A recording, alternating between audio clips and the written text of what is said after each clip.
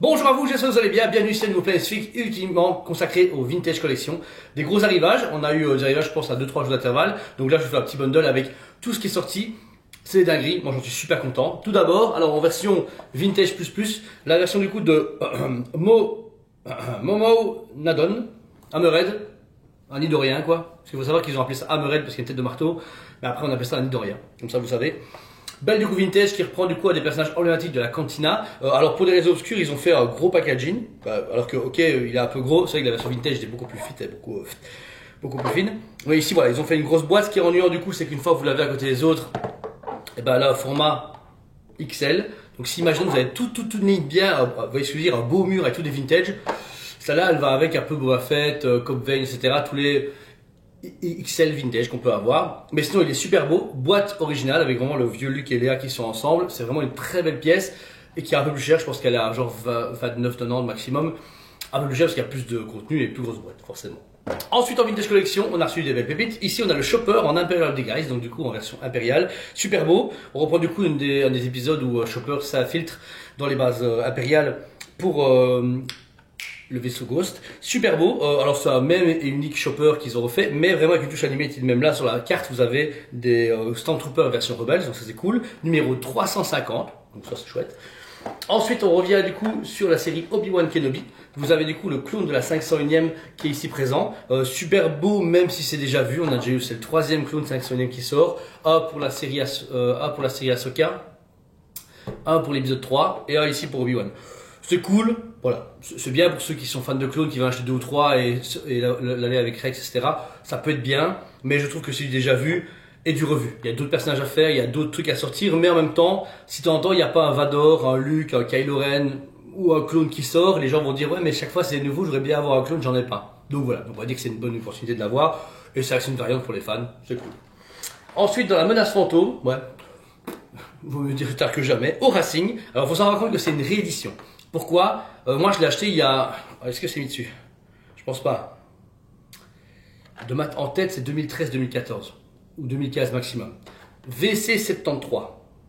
Donc là j'ai la 350. La 240 c'est la version 500ème. Et là vous avez la version 73. En fait là ils recastent des vintage parce qu'elles sont introuvables et parce que ces persos comme ils sont cool à faire et tant qu'à en refaire. Bah, il les réédite. Alors forcément, vous avez les notations derrière, vous avez soit de l'original, soit celle-ci. Ce sera mis en gros en 2025, Hasbro, machin, etc. Tout sera changé. Là, le packaging n'est pas le même. Malheureusement, j'ai pas encore fait d'expo Star Wars, je les ai pas encore en main, mais si j'ai l'occasion, je vous les montrerai. Mais franchement, voilà, c'est super cool. C'est un beau perso, très complet, avec vraiment du coup beaucoup d'accessoires et puis une belle carte. Donc voilà, on va dire qu'ils ont quand même fait leur taf, c'est chouette. Ensuite, dans la série Ahsoka, on a eu du coup les 501ème, on a eu du coup Anakin ainsi que notre ami Rex. Voici du coup les Mandaloriens Super Commando. Ils sont déjà sortis en version Clone Wars. Les voici du coup en mode réaliste, donc ils ont repris les scans des Mandaloriens de la série Mandalorian. Ils l'ont modifié pour du coup avoir un Super Commando en mode Dark Maul. Super belle carte, super belle figurine, numéro 353. Franchement, elle est dingue. Je trouve que la figurine a vraiment un flow de fou. Et encore une fois, ça sera fait qu'une seule fois. Donc si elle vous intéresse, ne traînez pas trop, parce qu'ils vont pas en faire 10 000, ça devient doucement, moins hypant qu'avant, la série Ahsoka et Clone Wars. Toujours dans Ahsoka, voici du coup Baylan Skoll et c'est Ati Shinati.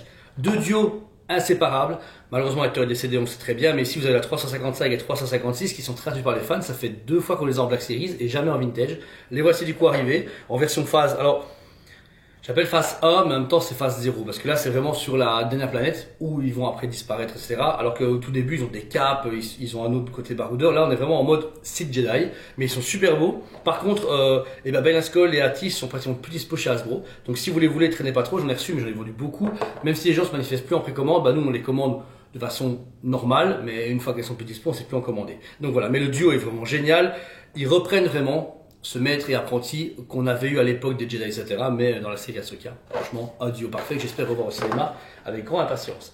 Et pour terminer ici, dans la série Ahsoka, on a eu du coup un DX de, du coup, attends, comment ça s'appelle ces créatures-là? Ils appellent ça un Howler.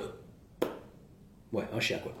Donc du coup, voici un pack exclusif avec une Sabine Wren spéciale dedans, avec un packaging aussi grand que le Hammerhead, donc ça il faut savoir. Ensuite, vous avez la créature en exclusivité que vous pouvez forcément mettre à n'importe qui, puisque Baylan Skoll et Ati le mettre. Donc du coup, vous pouvez très bien acheter 2-3 fois ce pack-là ou changer les personnages, il n'y a aucun souci, c'est à l'échelle. Une Sabine exclusive, on a déjà eu une Sabine, mais pas comme ça, avec son poncho, avec un côté beaucoup plus baroudeur. La créature du coup a 2 phases, soit elle a les pattes arrière qui peuvent être rétractées ou normales. Vous pouvez la mettre assise ou debout. Ça, c'est une idée de génie. C'est qu'avant, on se disait comment ils vont faire, parce que circulation sert à plier dans les 2 phases, elle peut lâcher avec le temps. Là, ils ont pensé vraiment à un modèle où vous êtes en train de faire un diorama ou un modèle où elle est assise en diorama. Franchement, l'idée est géniale. Je trouve ça cool que Hasbro ait peaufiné ce produit, même si tout le monde s'en fout.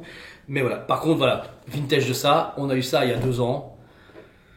Là, elle serait sortie à 2 mois après, les gens diraient ah ouais c'est le loup dans la série, je suis trop chaud. Là, à part les gros fans ou les collectionneurs ou les gens qui passent par là, ils vont faire ah oui c'est vrai, c'est dans ce cas anodin. Donc franchement c'est dommage.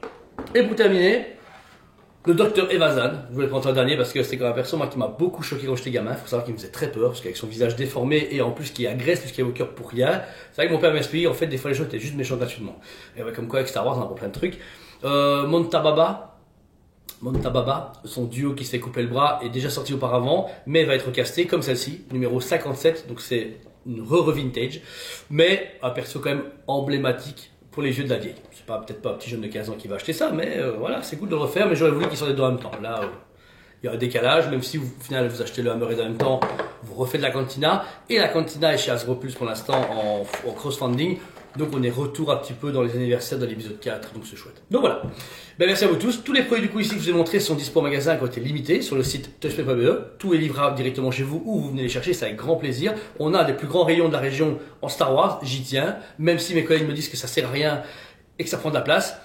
Ben voilà, c'est le premier rayon qui m'a été consacré au Toysmith. C'est le premier rayon que j'ai failli mon père et c'est le dernier rayon que je ferai sûrement dans ma vie parce que Star Wars c'est une histoire familiale et j'adore les faire, j'adore les présenter, j'adore les acheter, j'adore les vendre, j'adore tout. Donc le rayon sera toujours aussi important et même dans un futur proche encore mieux fait. J'ai 2-3 idées pour le rayon qui va être cool, mais ça vous verrez dans quelques mois. Mais voilà, je pense que tout est dit. On vous rappelle, Toysmith sur le site ou en magasin. Merci à vous tous, abonnez-vous si c'est déjà fait. On vous aime beaucoup et on vous dit à très bientôt. On vous aime beaucoup et on vous dit à très bientôt.